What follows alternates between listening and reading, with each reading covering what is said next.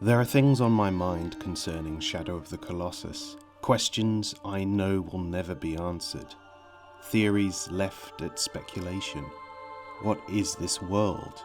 And what are those beasts? Why does Wander's blade know where they are and how to kill them?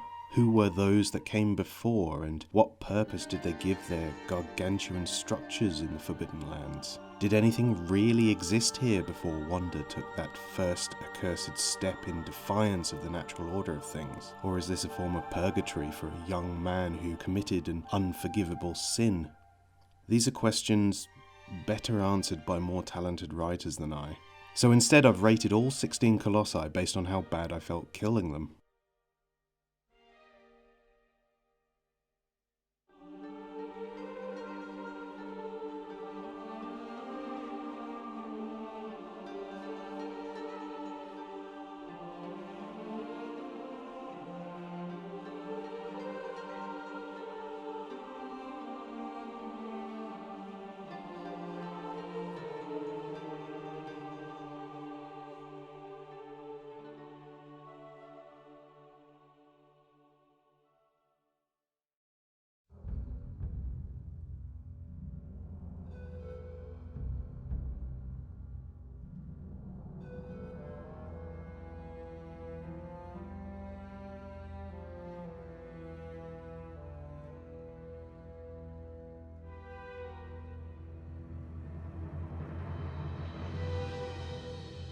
Clearly minding its own business, Valus quickly loses its intimidation factor when it becomes clear that you can start hacking away at it without so much as a raised fist. As soon as it stomps into view, it presents itself as a target more than an opponent, only barely noticing you once you start draining it of the black stuff. And it's fine. You feel fine. It's your first kill, and you don't even really know what it is, or even if it's sentient. But if those black tentacles making a beeline for you are anything to go by, something's not right here.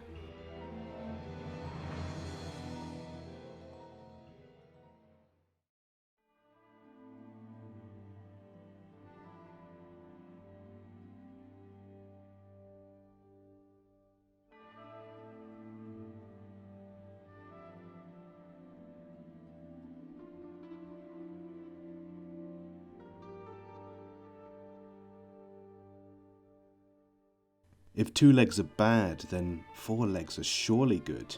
And this coastal cave beast certainly presents a challenge for Wander's skill and his conscience. Where Valus's humanoid form granted you a sort of inherent disgust at an unholy creation in your own image, this quadrupedal monstrosity feels more natural and, by extension, more innocent. It's not seeking you out. It barely notices you until you start firing arrows into its poor feet.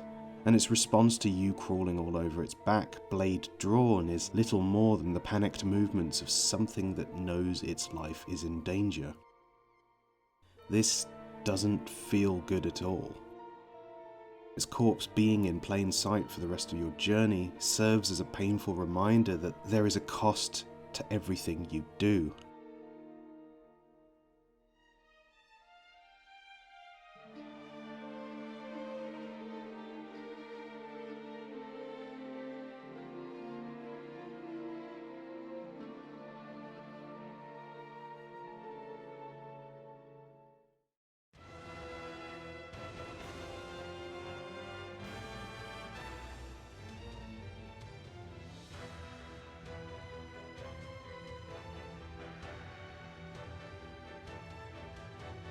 Wrestling with the ethical conundrum of rendering potentially innocent beings to dirt and soil, you're given a light reprieve when this big bastard comes hammering down on you with a sword the size of a principality. GAIUS seems to almost bellow, "Are you not entertained?" from his stone platform, to an audience that isn't really there. I'm in 2 minds about this one. For it's clear there is some ingrained bloodlust, and its blank face terrifies me beyond measure. But I wonder if it's simply a creature of habit, seeing any new entity stepping into its arena as a challenger to its throne. It really does seem to have it in for you, though.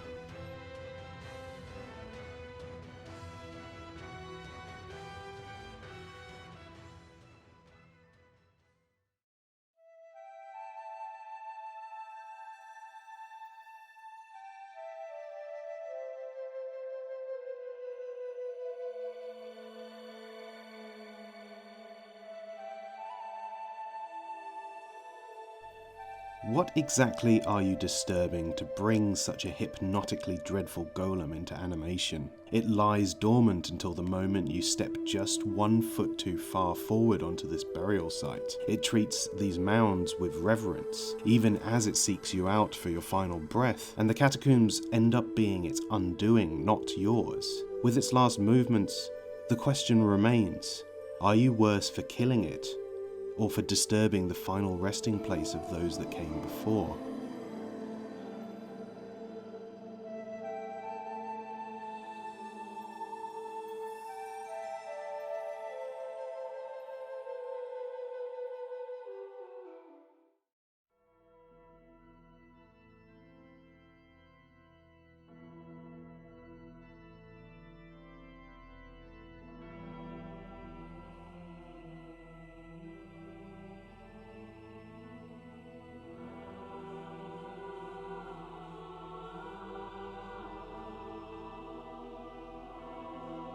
You're clearly in its roost, and maybe once upon a time this place was less waterlogged and more full of life. Maybe it saw those that came before as its children, precious hatchlings to watch over.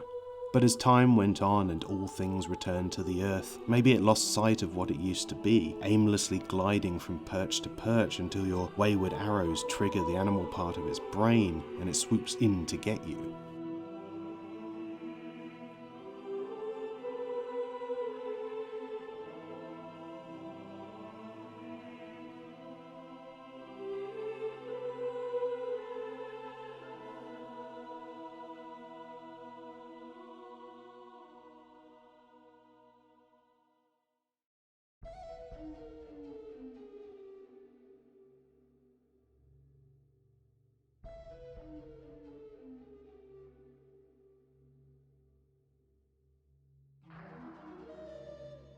Emerging from behind a stone door, almost seemingly guided by someone else's hand, this hirsute gargantuan troll cares not for its surroundings, smashing through walls like they're made of paper. But it does care for you. It knows it's big, and you're small, playing Tom to your Jerry, even as you use its great big bushy beard against it. It wouldn't even know what to do with you if it had you. No sympathy for this git. Sorry.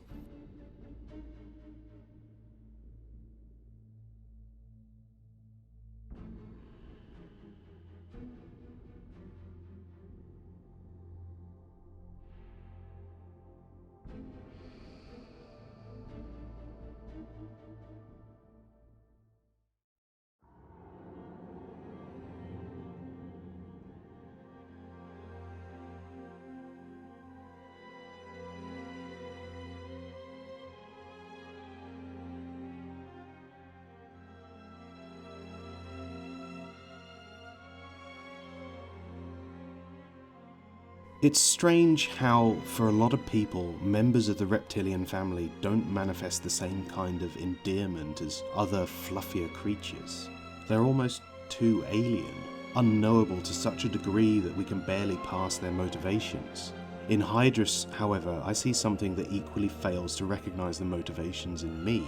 We are two Delphic beings locked into an unfortunate fate. Its threat to me more a natural consequence of its physiology than any malicious intent. I came here with my sword and my bow and my determined will to take the life of another living thing. How can I resent it for defending itself?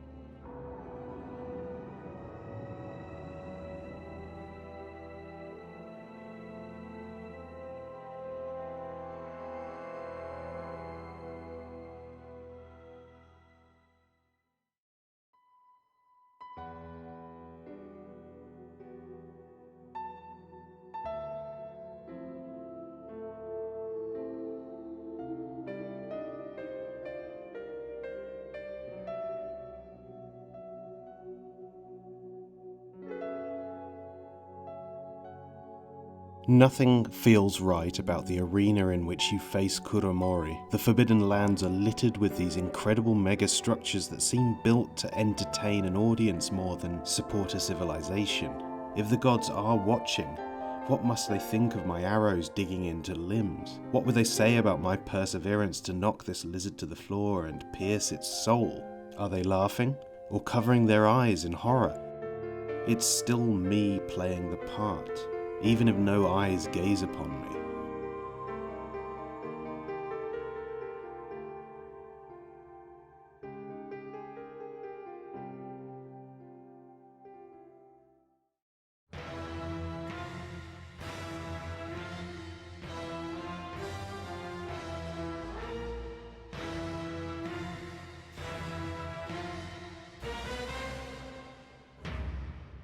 Fuck this one Colossus in particular.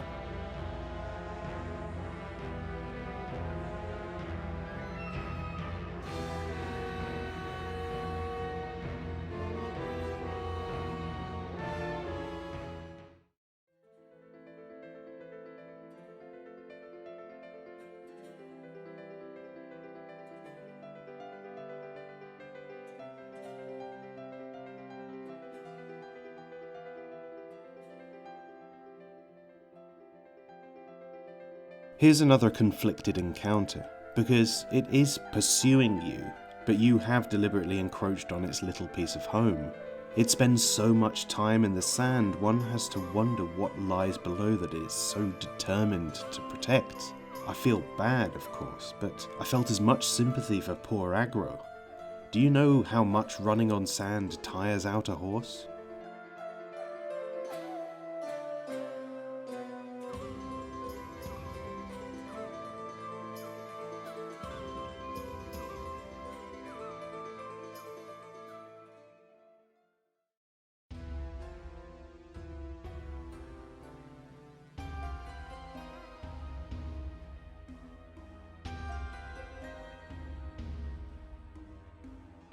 A pocket Colossus, emerging from a place you have no access to. Its motivations are unknown, other than a simple guard dog-like tendency. But with the presence of fire, the animal instincts kick in. This is the heart of the Colossi at its most primal, its most obvious. A beast of unknown origin, rendered helpless by fear. How many more of these encounters can you justify against the saving of just one life? It loses a mark for being a vicious bastard, though.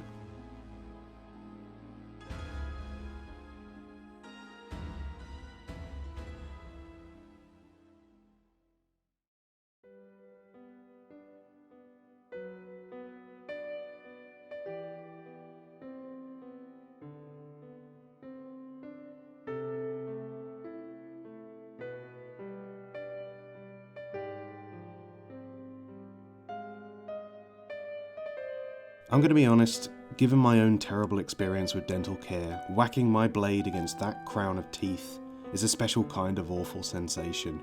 I felt it in my gums. Yes, it's actively hunting you, but who hasn't lashed out at those around them because of a nasty toothache?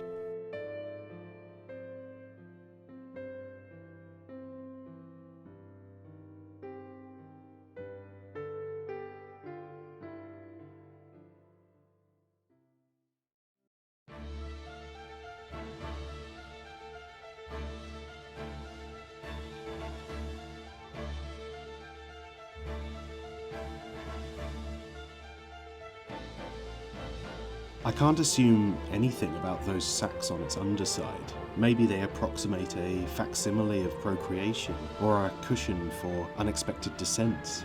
What I do know is that this is an absolutely ripping fight that's so much fun, and so I'm somewhat blind to the implications of being the one chasing it across the dunes, not the other way around, pursuing this magnificent avian behemoth in order to pluck it out of the air.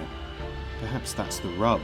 It's just too big for me to recognize its sentience, its right to exist, and I see its retreat as a deliberate act of aggression because it knows how badly I need to complete my quest.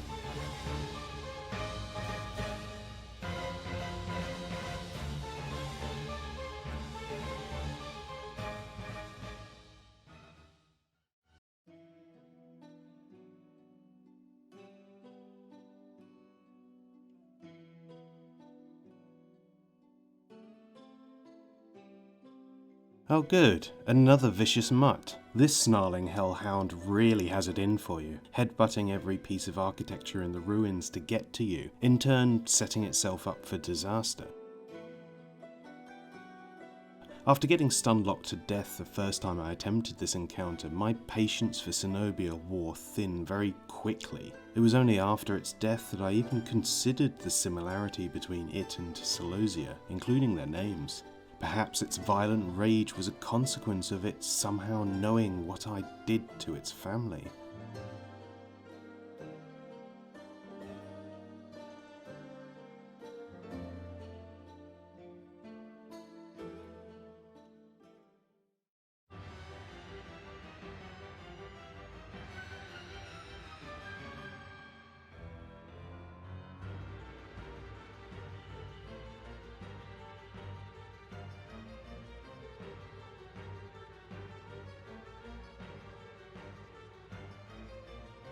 My one big question about Argus is simply, what the fuck was it doing hanging from that cliff face before you turned up? There's nothing down there, and I don't think it could have known you were coming, so had it devoted an eternity of patience to this elaborate, way too extra WWE-esque entrance?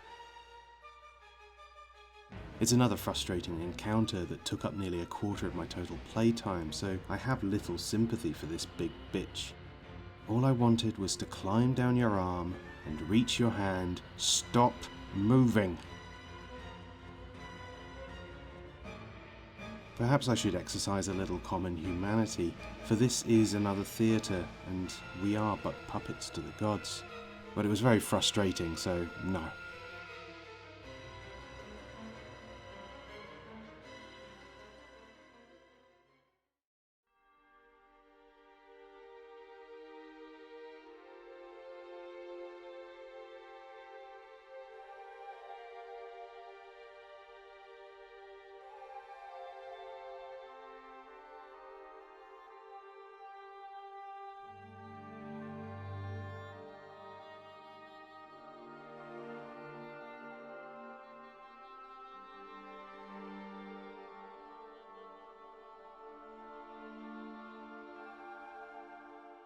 Malus doesn't behave like a normal Colossus.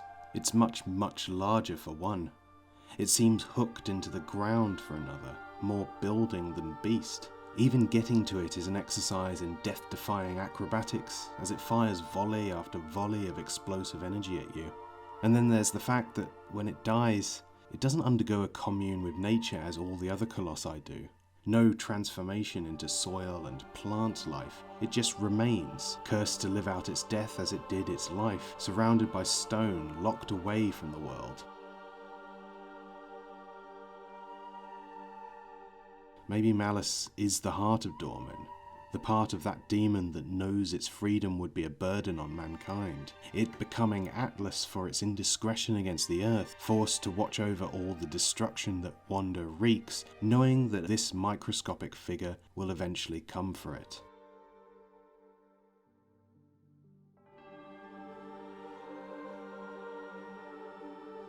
All this destruction, this corruption of your body, a crime against your community, all to save one life. Was it worth it, young wanderer? All this damnation?